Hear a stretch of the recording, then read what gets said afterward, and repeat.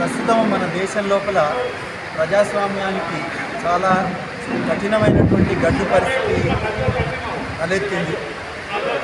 ఈ ప్రజాస్వామ్యం అనేది ప్రతి అడుగున కూని చేయబడుతున్నది. రాజ్యాంగం పైన కనిపించిన లోపల నుంచి తొలగా మార్చివేయబడుతున్నది.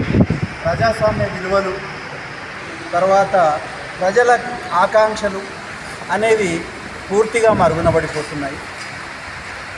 ఎక్కడైనా కానీ ప్రజల గురించి ఆలోచించేటువంటి నాయకులు కరువైపోతున్నారు.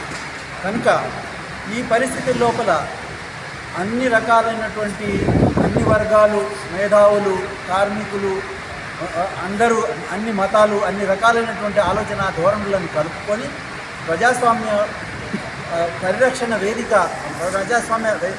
ప్రజాస్వామ్య పరిరక్షణ సమితి అని ఒకదానిని అందరం కలిసి దాన్ని రాష్ట్ర స్థాయిలోను తర్వాత జిల్లా స్థాయిలోనూ మేము ఏర్పరిచాము.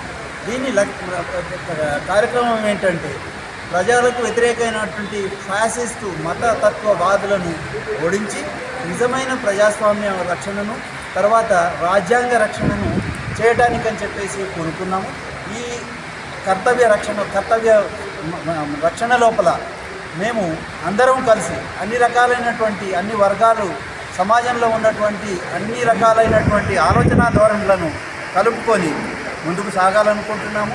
దీని లోపల ప్రధానంగా రాజ్యాంగ పరిరక్షణ, ప్రజాస్వామ్య పరిరక్షణ, మతాతీత స్వభావ పరిరక్షణ, ప్రజల జీవన విధానం, ప్రజలకు జీవనోపాధి, గౌరవము, సమానమైనటువంటి అవకాశాలు, సమాన హక్కుల కోసం అని చెప్పేసి ఈ సంస్థ ఏర్పడింది.